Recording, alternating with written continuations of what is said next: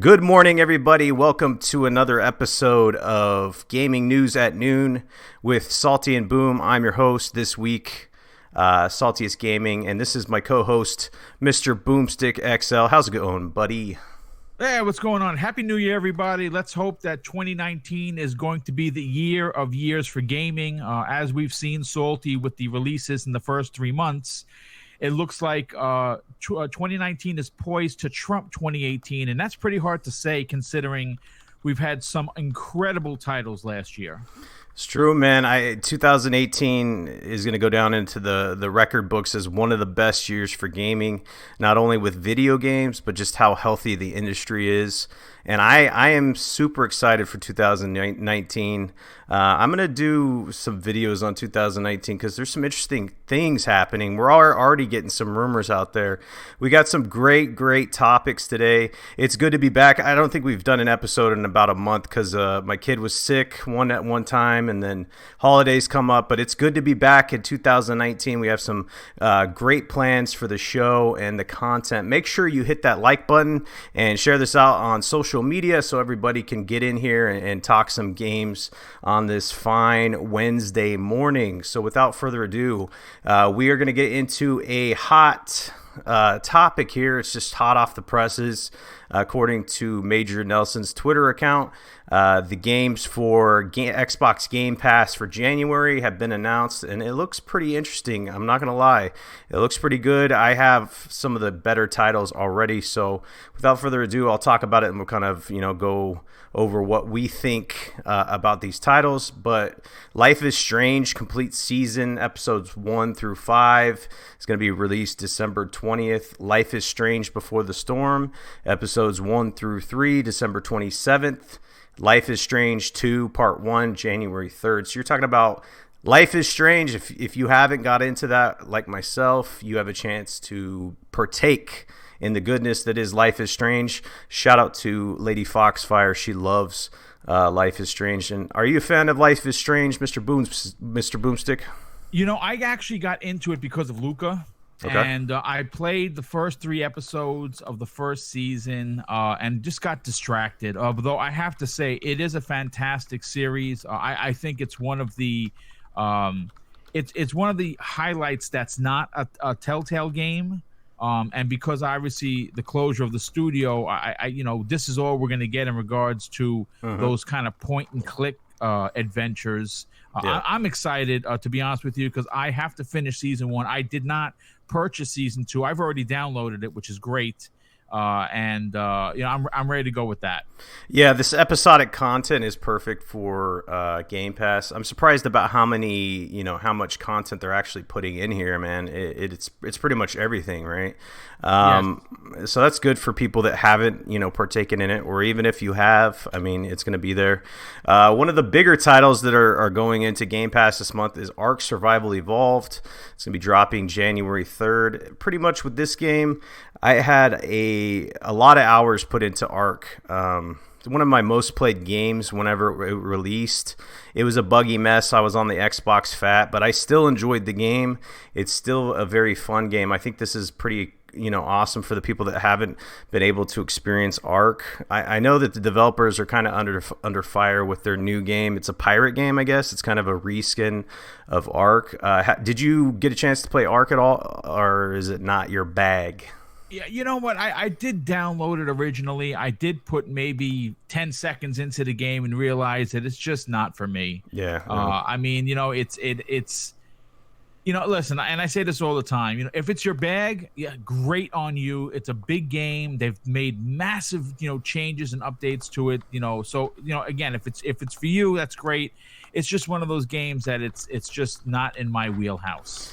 Yeah, I'm actually surprised that the developers are able to let this game out, but Game Pass does increase sales and activity in the game, so I guess it's not that surprising. But I think a lot of people are gonna be happy with this offering for Game Pass. Farming Simulator 17 is gonna be dropping January 3rd. Not my bag for sure. I'm sure. I don't know if you like Farming Simulator or not. No, it's definitely not for me. Absolver is going to be coming out January 7th. This is an interesting game, to be honest. It kind of has that look of the game that I just played with Ashen. Some people were talking about Absolver and in a mix between that and some other things, but this is going to be released January 7th. It's a martial arts expert focused on like fighting skills and weapon knowledge and hand-to-hand combat in an online world. I'm actually looking forward to this. This would probably be one of the only games that I'm going to be downloading and playing. Chat, let us know if Absolver is going to be one of the games that you're looking forward to. What about you, Boom? Have you heard about Absolver? You know what? I started playing it. It has one of my favorite actors in Rutger Hauer is the main character. It's kind of it's like a detective game, and you're trying to solve the murder of your son. It's again, it's just one of those games. I tried it. I played it for like maybe an hour and a half, and normally I can get through those games, and I like them. It's just I don't know what it is. I think the problem with me personally is coming off something like Assassin's Creed Odyssey. It's so fast, it's so big, and it's such a make your own adventure that I'm actually having a hard time reverting back to these smaller games. Like I try to, I'm trying to finish Red Dead Redemption 2. I'm in chapter 4, and my God, it's just so slow. I mean, listen, yes, game of the generation. I understand. I completely get it. It's just that just do anything is like molasses. So I'm going to power through that so I could finally see the ending and, ride my horse into the sunset or whatever happens. So I could say I beat it. But I like faster paced games. I don't know, man. I mean, Absolver, again, give it a shot. It might be your bag, but it just fell off a cliff for me. I feel you. And for you Just Cause fans out there, Just Cause 3 is going to be in there January 10th. Fantastic title. So you guys could take part in that game. It's kind of crazy helter-skelter action. It's good for people with ADD for sure. After Charge is going to be dropping January 10th. It's a bit like a cat and mouse game, but in space. I'm not familiar with this title. I don't know if you are, but that's going to be the last title released on January 10th. So it is a pretty good offering for Xbox Game Pass. Xbox Game Pass is just getting better and better.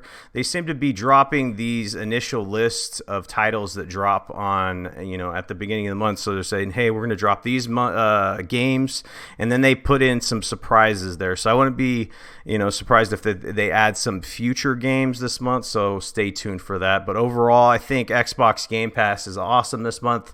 Let us know what you guys think of the titles if you're going to be playing any of them. So let's talk about some Nintendo Switch rumors. This is an interesting one. Apparently, The Witcher 3 was listed for the Nintendo Switch by a French wholesaler. This is interesting to me because I was actually playing The Witcher 3 the other day on the X, and it has, the X upgrade and everything. And I was thinking to myself, it'd be pretty difficult to have this game run on the Nintendo Switch architecture as is.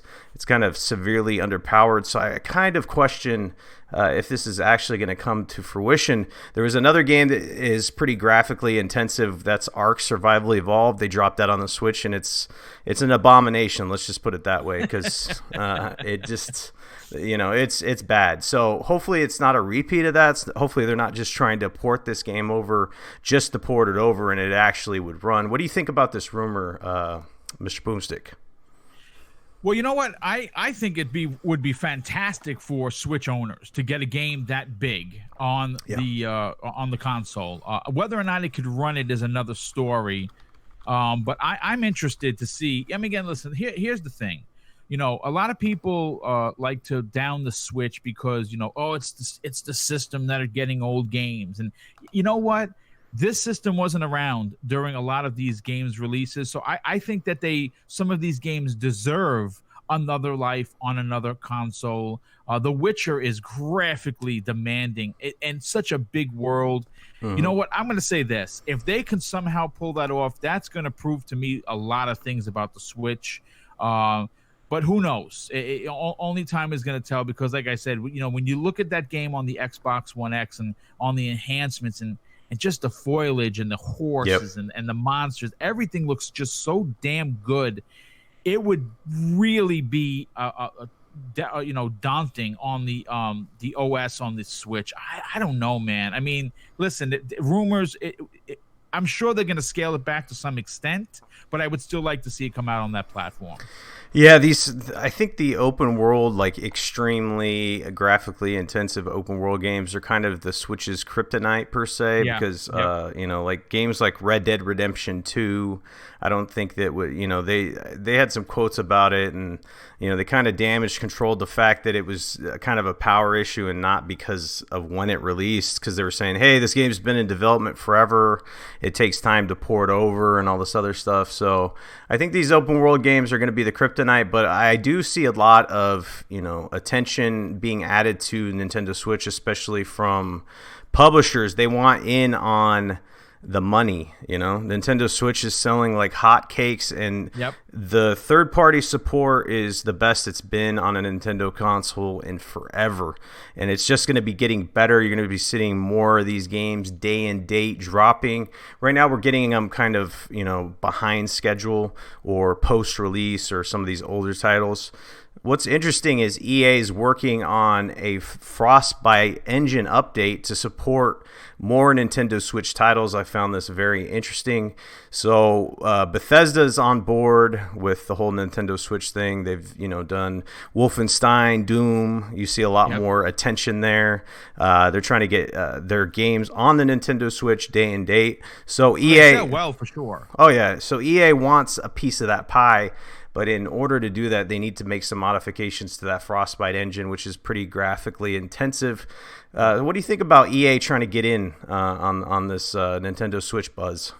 Well, real quick before I answer the question, because that's going to be a funny one. Siberia CB in the chat says, my son wanted to tell you guys he got his first solo win in Fortnite. He started on New Year's. He started off the new year on a happy note. Congratulations on that win. I suck at Fortnite, just so everyone knows. But in regards to your question, listen, here's the thing, Salty. Yeah. EA, we all know they're money whores. And of course they want in on the Switch, right? Of course they want to do anything they can to port everything they can over to the Switch, because the Switch has proven that people like myself, like yourself, like Mooch, there are plenty of Switch owners that I know that have double dipped on games, right? Like Doom comes out, you play it on your Xbox One or your PS4, and you enjoy it, right? It's like, my God, Doom was amazing. Yep. And then a couple of months later, maybe 6-7 months later, it comes out on the Switch, and like, that's not such a bad thing. It looks really good. It runs good. Maybe I should pick that up because I do some traveling and I would like to play Doom. So it does not surprise me in the least for them to get, again, it's one of those things. If they can get the Frostbite engine running correctly, I can expect, I think all of us can expect to see games like Mass Effect Andromeda and plenty of their other games eventually coming to the Switch. Yeah, man, it's not surprising to me that EA wants a piece of that pie. Like, I mentioned previously, apparently this comes from EA software engineer, his LinkedIn page. So anyway, they got some information off of his profile, did some deductive reasoning, and bada bing, bada boom. But like I said before, it's just a matter of time before all these big publishers are trying to get their games on the Nintendo Switch, because it is selling like hotcakes, which we will talk about. There's rumors with NPD for December. It's just rumors out there, so don't quote us on it, but it looks like the Nintendo Switch doubled the sales. So like if you combine the sales of the PlayStation and the Xbox One, that's what the Nintendo Switch was at. So it's selling very well. We do need to confirm that, so don't quote me on that, but yeah, it's doing very well. So let's go to the next topic, January 2019 PS Plus games, and then Xbox games with gold. We'll go over them real quick, talk about them, and tell the chat what we think about it. PS4 is free games for January 2019. You're going to get Steep and Portal Knights, and Xbox games with gold. Celeste has already come out. I did a video on that. If I can find the offerings here, give me a second. So we have Celeste. Let's talk about the PlayStation Plus games real quick. What do you think of those offerings with Steep and Portal Knights? Yeah, exactly. Right. I mean, look. Let me just say this. This isn't a Sony thing, folks, because everyone knows how much I really appreciate their first party games. Everyone knows that how crazy, good they're marketing, how I've been behind, doing the rah rah rah for them. But I have to say this, this folks may be the prelude to the entire season of 2019 for Sony, and for so many reasons. First of all, they start off with this is a bomb. Okay, this is a slap in the face of all of the fans like myself who continue to pay for this service. And you know what's a shame? I'm an idiot, because I pay $60 when I can't get it on sale, and I don't play online. I play the single play games. That's what I live for. I said, okay, let me PlayStation Plus. Maybe some months are fantastic. This is very disappointing. And guys, we got to remember, we're coming up on. They're no longer going to be offering PS3 and PSP games, Vita games, as of March. And this is not the way you start off 2019. And if you're in the chat and you want to know why I'm saying this could be the prelude to a real terrible 2019 season for Team Sony. One, Dreams may be the only thing coming out, because we're getting word, and we'll talk about that in a sec, about Days Gone possibly being delayed to the end of the year, maybe further. And now we're hearing Days Gone. I mean, not Days Gone. Death Stranding may be episodic, but that's again for another topic. But I'm telling you right now, Salty, I don't know if do you have a PlayStation 4 or you don't? No, I almost pulled the trigger on getting a PlayStation 4 on Black Friday for that Spider-Man bundle, but ultimately I didn't. The only game I really, really want to play is God of War. That's about it. So I don't know. I'll probably get one on Craigslist, later on, but as of right now, I do not have one. Okay. I mean, well, look, let me just say this. For the people like myself who pay $60 a year, this is not what I expected to start 2019 for Sony. To say I'm disappointed would be an understatement. So anyway, I was trying to find the page. I finally found it. So Celeste for Xbox Games with Gold, which is already out. It's a Game of the Year nomination for an indie title. Lots of people love that game. The second game that's going to be available is WRC6 FIA World Rally Championship. It's a rally car game. Then you're going to get some 360 titles, the Lara Croft game and the Guardian of Light, and Far Cry 2, which arguably is, some people's favorite Far Cry game. What do you think of this Games with Gold offering, my dude? Well, I'm going to say this. Listen, Celeste, if that's your game, and your game of the year, I'm not going to challenge that. I think that it's a strong title to add to Games with Gold for sure, because it's such revered as an indie darling. If you look back at 2018, that's the highlight of the indie scene. So good on them for that. Listen, they're okay. The games. Far Cry 2, I personally never beat. I got about maybe halfway through, so it might be something I love the Far Cry games. That one happens to take place in Africa. The game is gorgeous to look at. I don't know if it has any Xbox One X enhancements or not, but it's a solid game. The WCR game, listen, really, after Forza Horizon 4, do you really want to play any other game that's kind of rally-ish? I mean, I'm not trying to be a dick about it, but I mean, it is what it is. If you're going to play the best, why am I going to play the sub-best? It's true. Like once you get the best, it's kind of like eating that T-bone steak. You go back and you eat some like subpar, offering. You're just minute steak, and it's not good. Yeah. So I mean, I'll put it to this way: they're definitely better than Sony's offerings, but again, let's not sell the house and put these out on the front lawn saying, guess what? When you're buying this out, you're getting these. It's true. I think I don't know. Overall, I think the Games with Gold is a little bit better than PlayStation Plus. For sure. Absolutely. Celeste is a really good game for some people, and I know some people aren't down with the indie titles, but you got to give it a chance a little bit. Some of these indie titles are awesome, like Dead Cells and some other games. So give it, hit that like button if you guys are enjoying the content, and the bell icon if you guys are new. We do this show every Wednesday at noon. It rotates channels, so this week's on my channel. It's going to be on Mr. Boomstick's channel next week. So next topic, I think this was a fun one, just to give you guys an inside look on some of the going on for gaming and how much money some of these streamers are making. The popular Ninja, we're gonna give you an inside look on how much he made in 2018. Chat, real quick, what do you guess his profits were for the year 2018? Let us know. I'm gonna see if anybody can get close. I'm sure it's ridiculous. Yeah, so $10 million in 2018. Crazy, right? Jesus Christ. Yeah.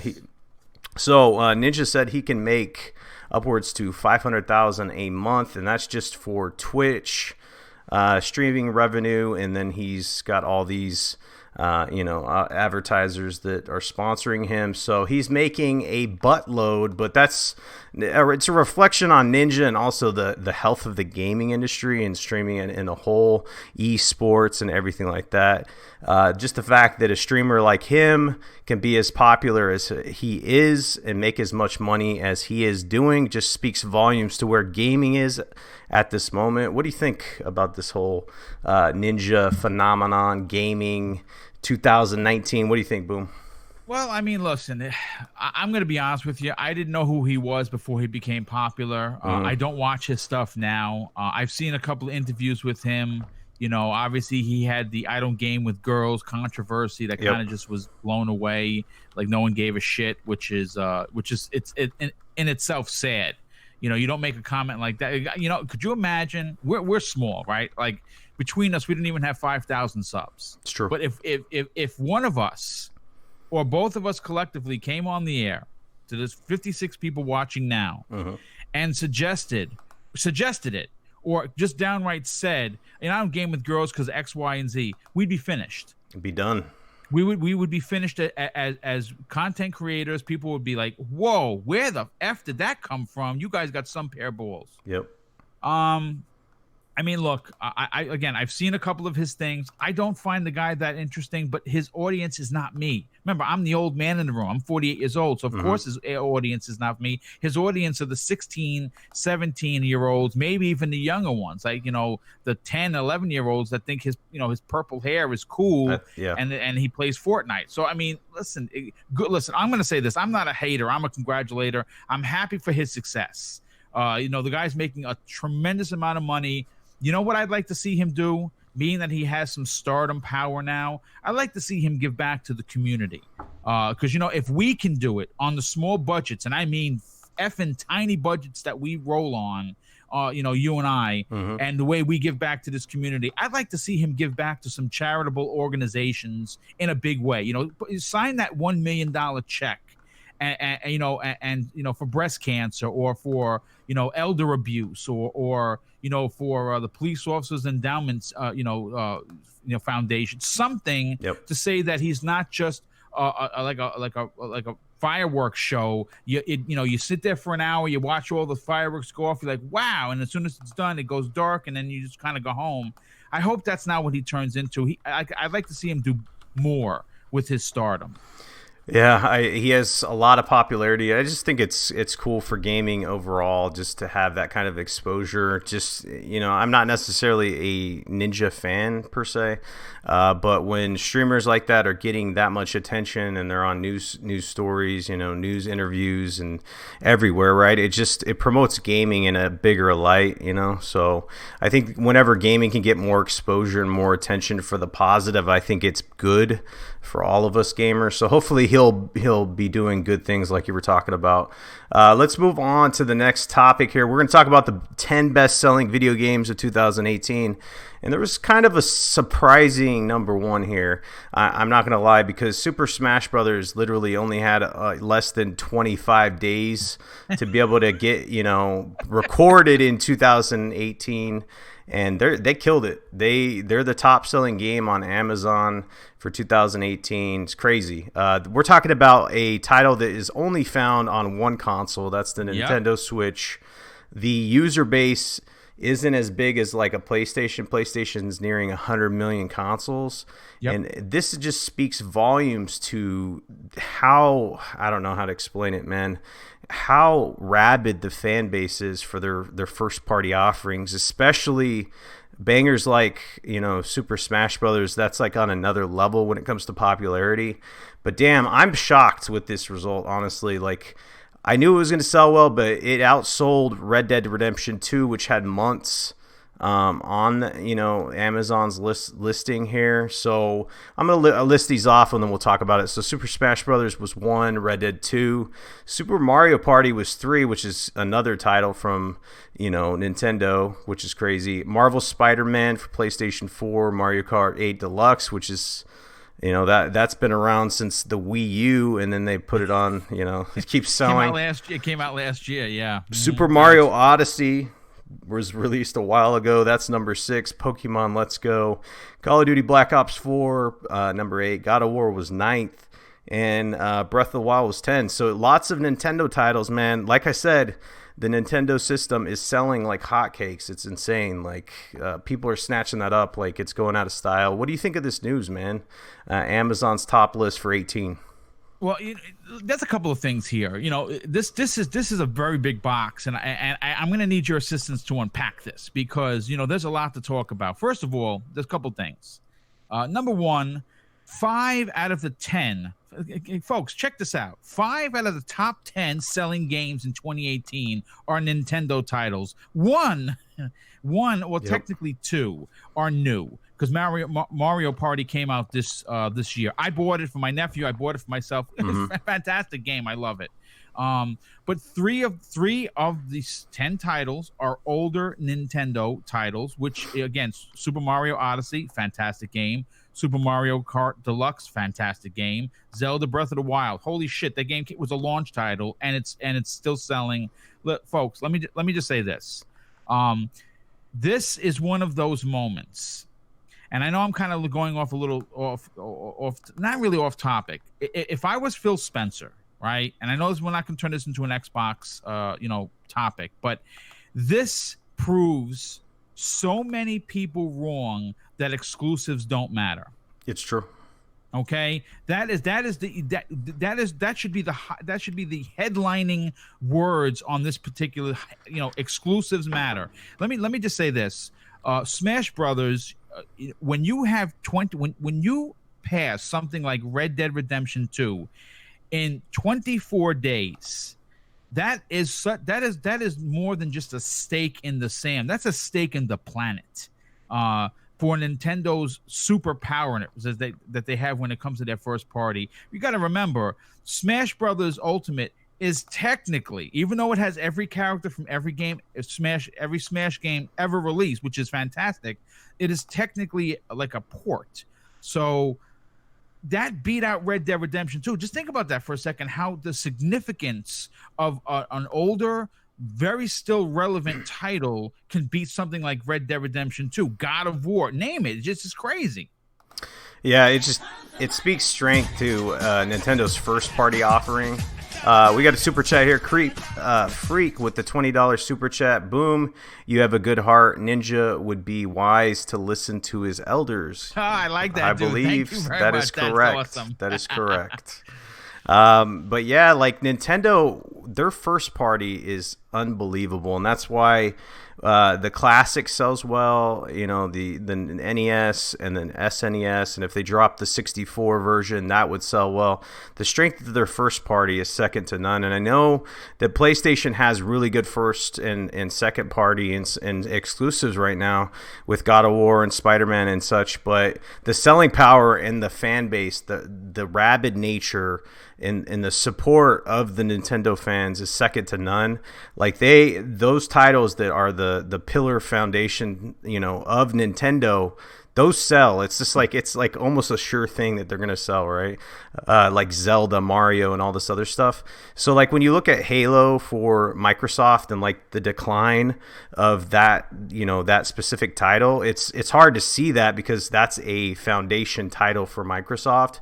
So hopefully with Halo Infinite, they'll be able to bring that back up. And then we have, Gears as well, Gears 5. So you have these pillar foundation franchises, and a lot of these companies could look over to Nintendo and see what they're doing with some of their stuff, and then, implement some of that into the way that they do, not specifically the games per se, but the way that they evolve and change some of their pillar franchises, but keep what makes them Nintendo, if that makes sense. It's kind of a long-winded answer there. Boom. What do you think that Halo needs to do to get back to where it's peak popularity? Like, is that even possible?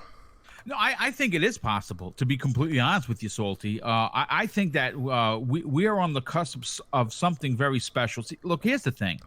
My biggest fear with Halo 6 or Halo Infinite was that it was going to be Halo 5. Listen. Yeah. Okay, the problem with Halo 5 wasn't the graphics. It was gorgeous. When it got the Xbox One X enhancements, forget about it. It looked ridiculous, photorealistic. It was incredible to watch, whether you're playing it or just watching someone else play. But the story was horrendous. And I'm going to say this. 343 Industries, I have a tremendous amount of respect and faith in, that I think that a lot of people may have lost because look. This is now the third game they've had the reins on, right? They had Halo 4, which had an incredible story, graphics to kill for, but they tried to turn the multiplayer into Call of Duty, and it was a complete disaster, right? So that failed.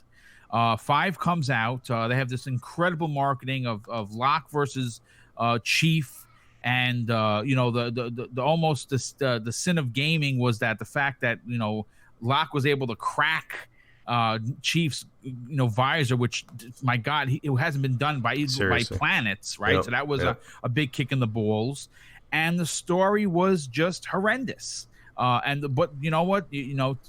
My glass always half full. I have to go with Warzone being amazing.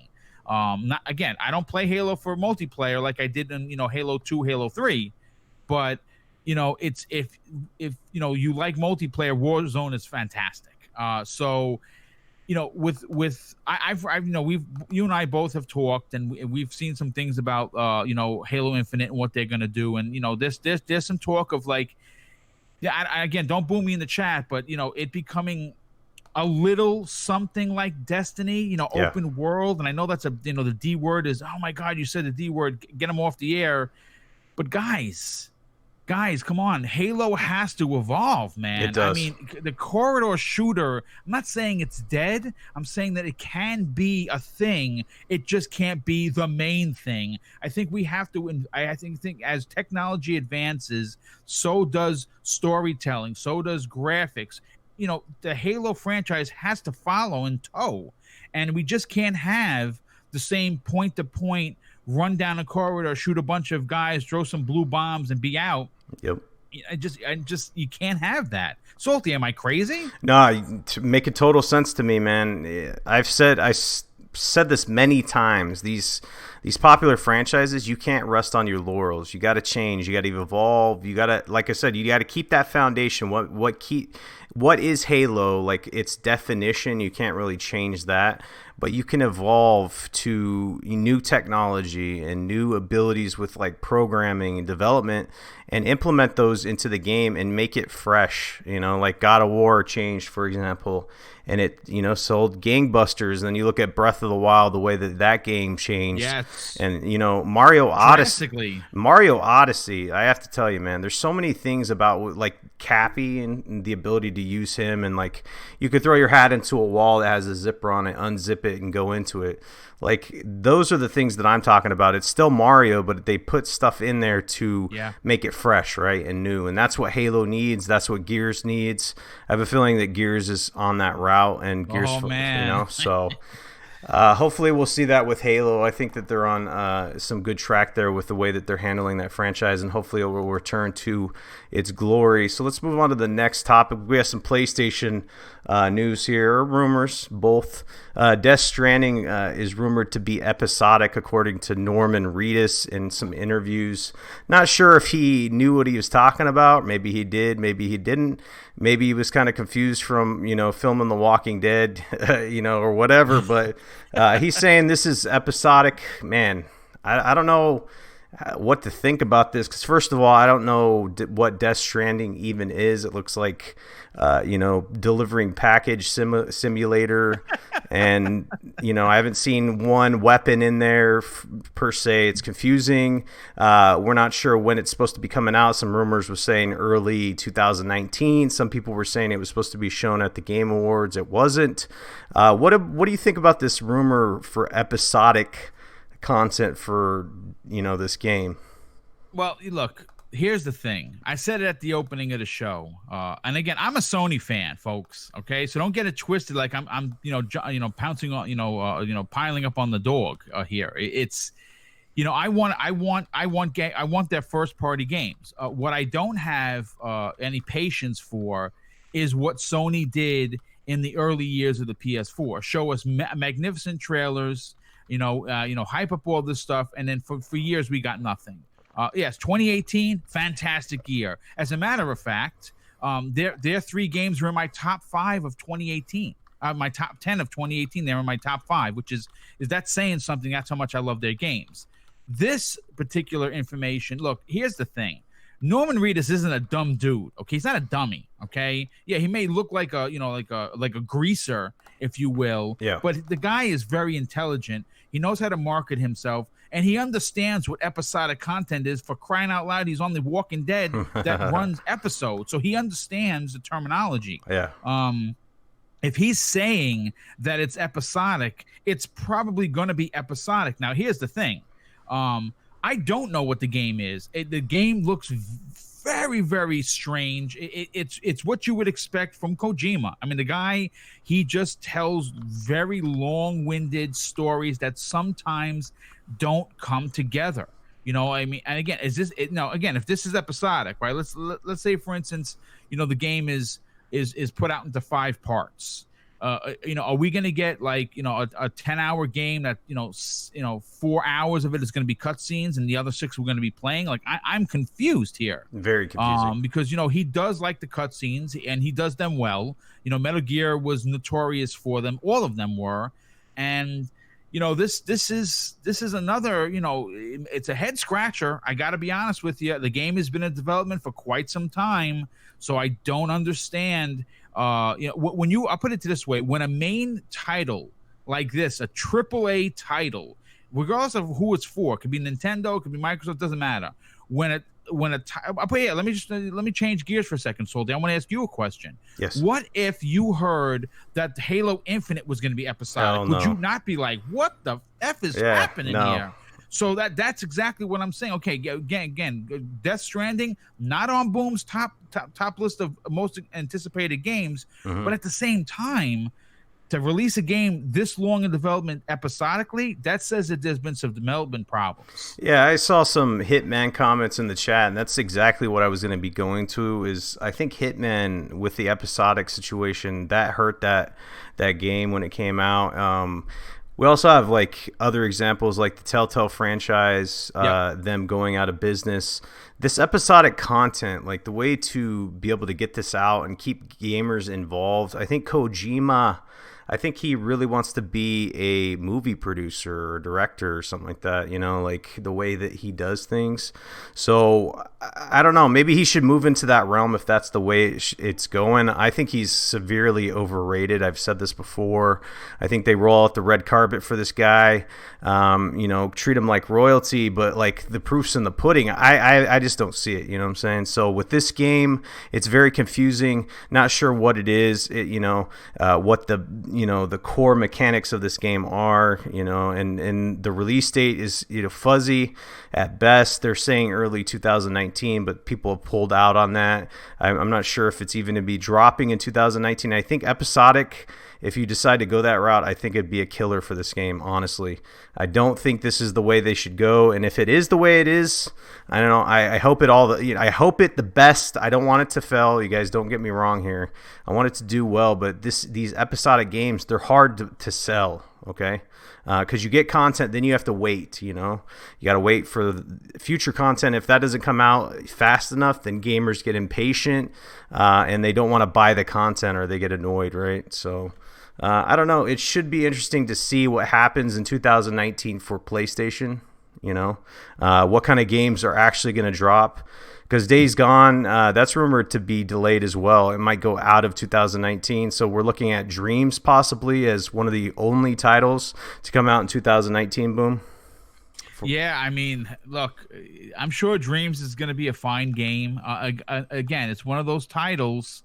It's the makers of oh my god, with the little sack boys. Yep. It's a building kind of a game. I don't know if it has a story. Again, if that's for you, I'm sure it's going to be beautiful to look at. I don't know how much of a game it's actually going to be. We'll see. I don't know, man. I mean, it's sounding really, really dry. And considering what a strong 2019 that they had, 2018 that they had, this would be kind of like one of those sophomore slumps. Like, you get a rookie for a football team. He comes out, he lights it up, throws 40 touchdowns, throws 3 interceptions. Everyone thinks this guy's going to the Super Bowl. He comes back the next year, and it's the reverse. Threw for 3 touchdowns and 40 interceptions. So I don't know. I mean, listen, it's going to be interesting. Both consoles are kind of going to be on the downshift, if you will. Mm-hmm. And you really can't even say that about Microsoft, because they do have some strong titles coming out. And they're going to roll right into the next generation. I'm just curious to see what Sony is going to do, because, man, it's since E3 2018, it has not been good for them. I mean, sure, they've sold a lot of consoles. Sure, they've had some incredible titles in 2018, but, man, it's just not looking good, dude. Yeah, I kind of compared it to Nintendo dropping, those Game of the Year titles one after another. It's just, and then there's kind of a gap there because people are talking about there's not that much content on the Switch until like recently when they came out with Super Smash Brothers.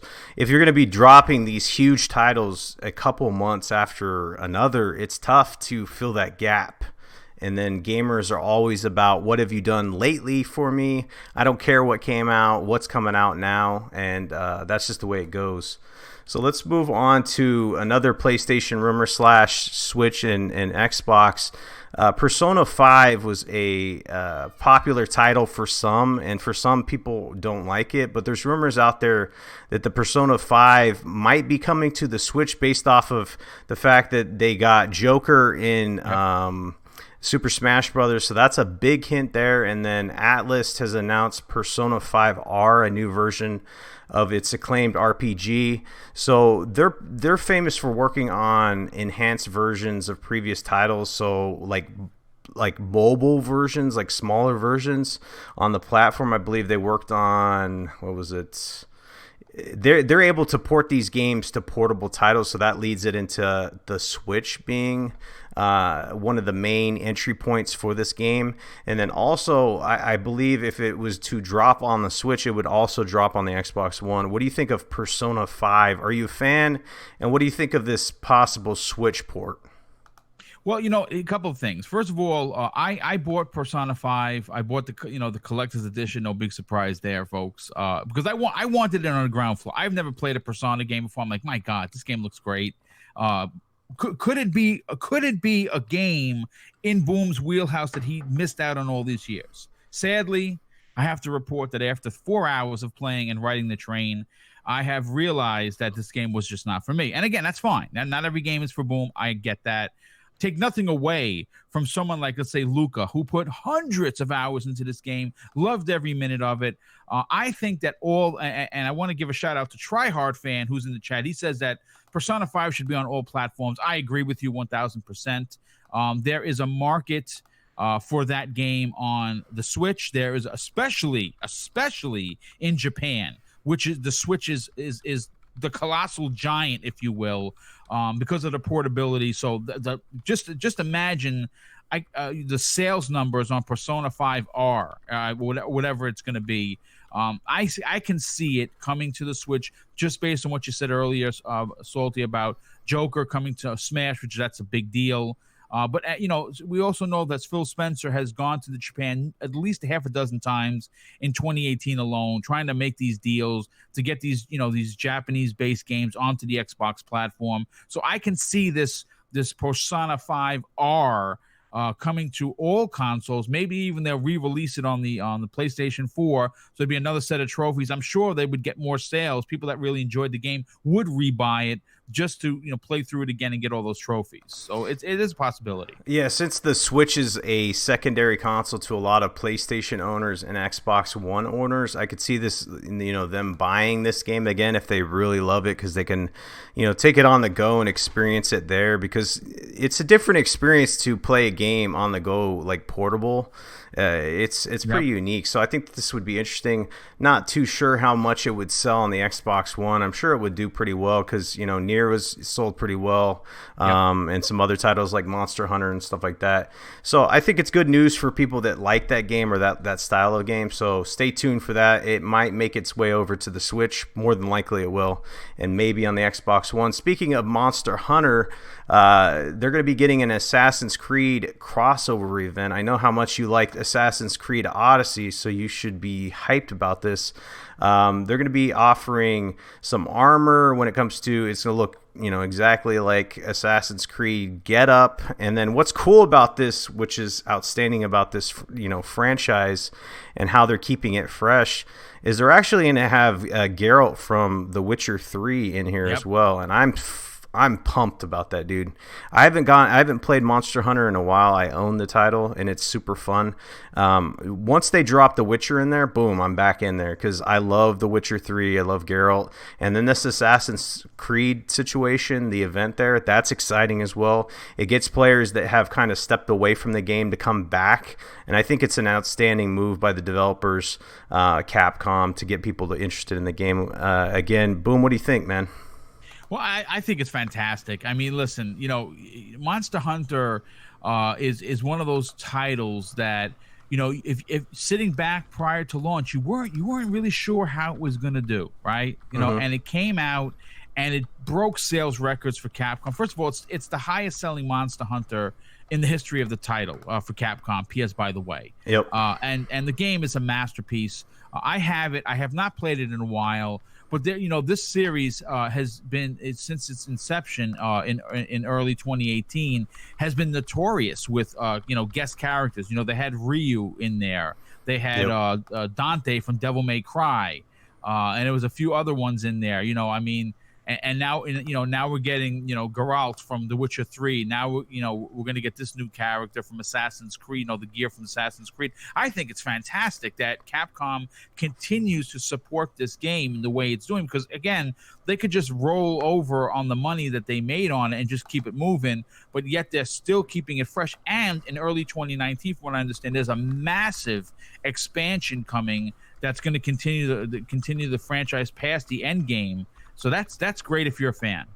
Yeah, Capcom's killing it, man. Props to them. If you guys are excited about this, let us know. Type a 1 in the chat. Hit the like button as well. Let's get 50 likes. We got some awesome news stories coming up for the end of this episode. It's amazing.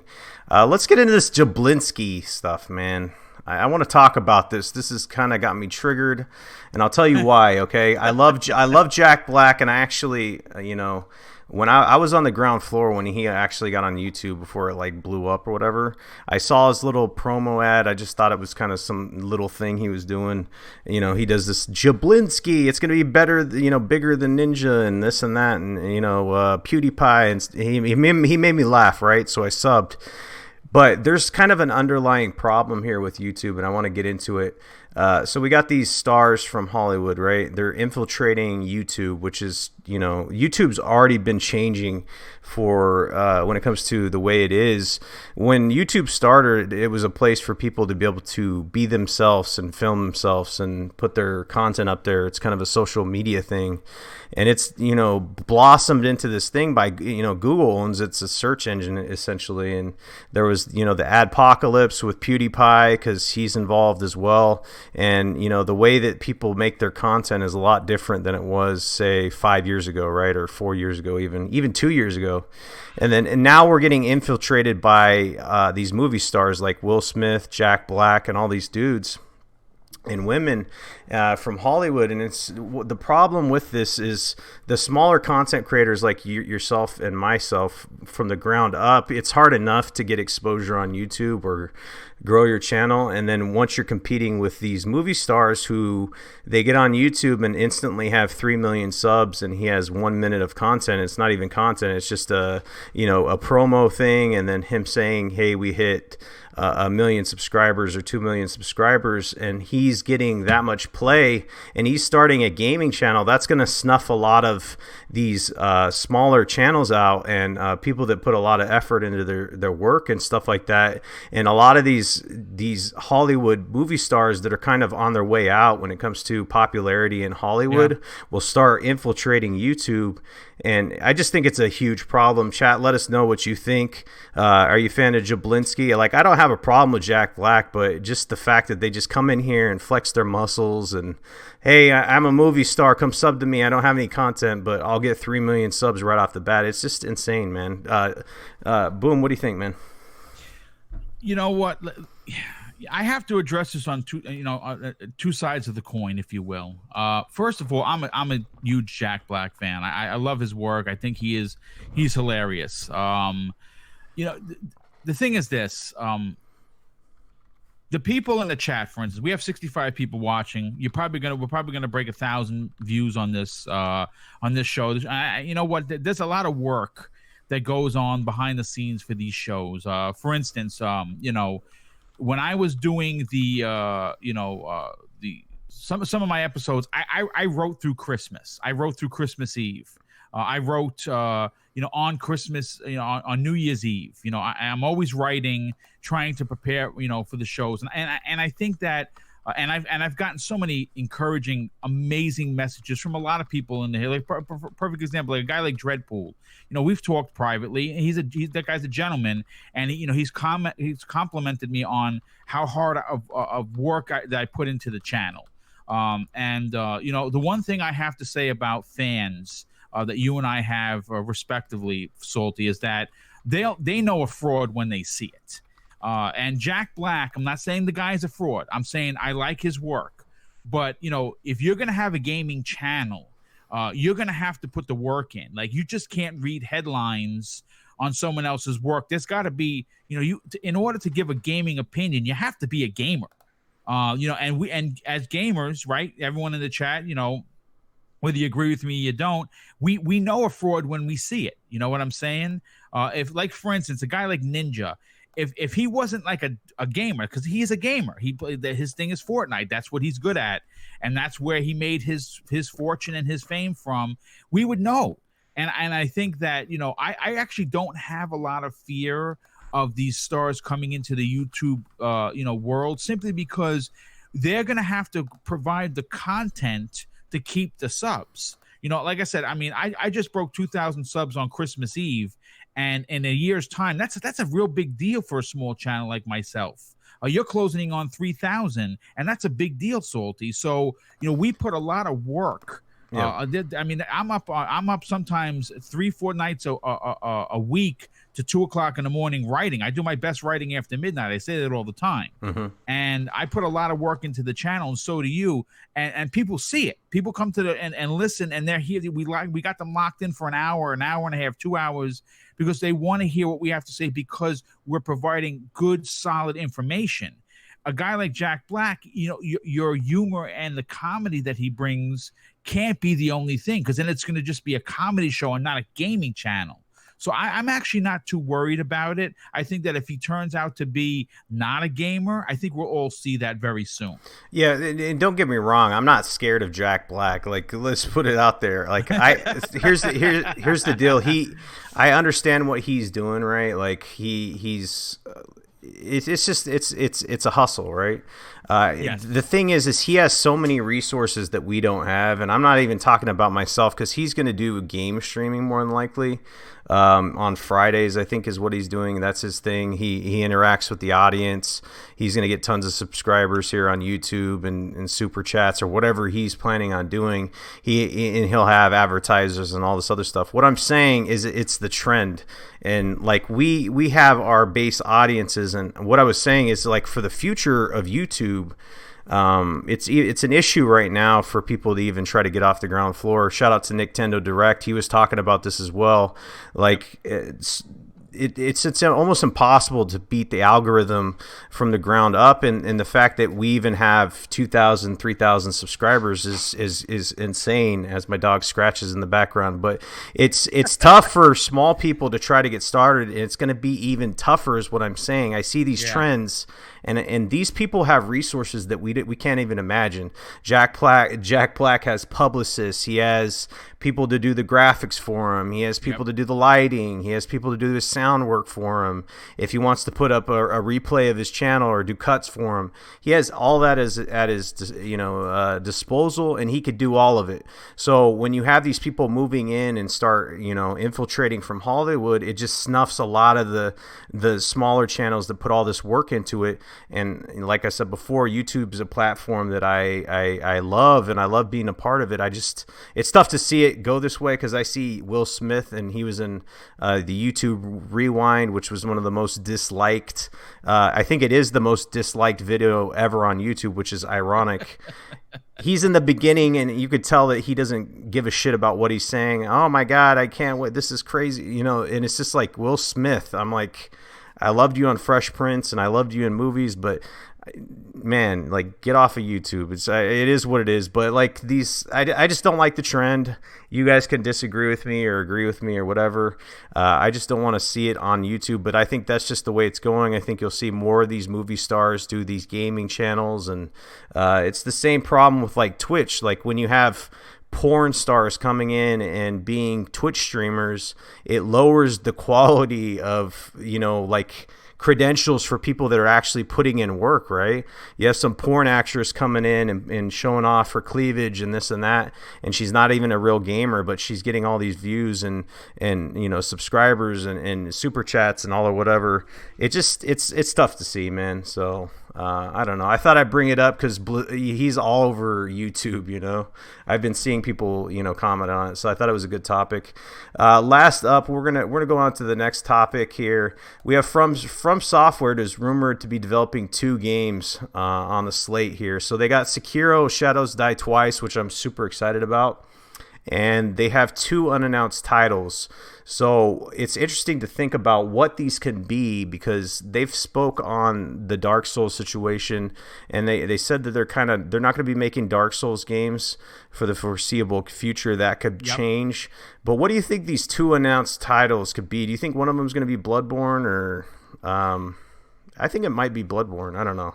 I think it has to be. Yeah. I think it has to be. I saw something this morning, and I don't recall who said it on Twitter. I actually did not know this. I wanted to I cross-referenced it. If you would have asked me prior to me getting the information from Google, I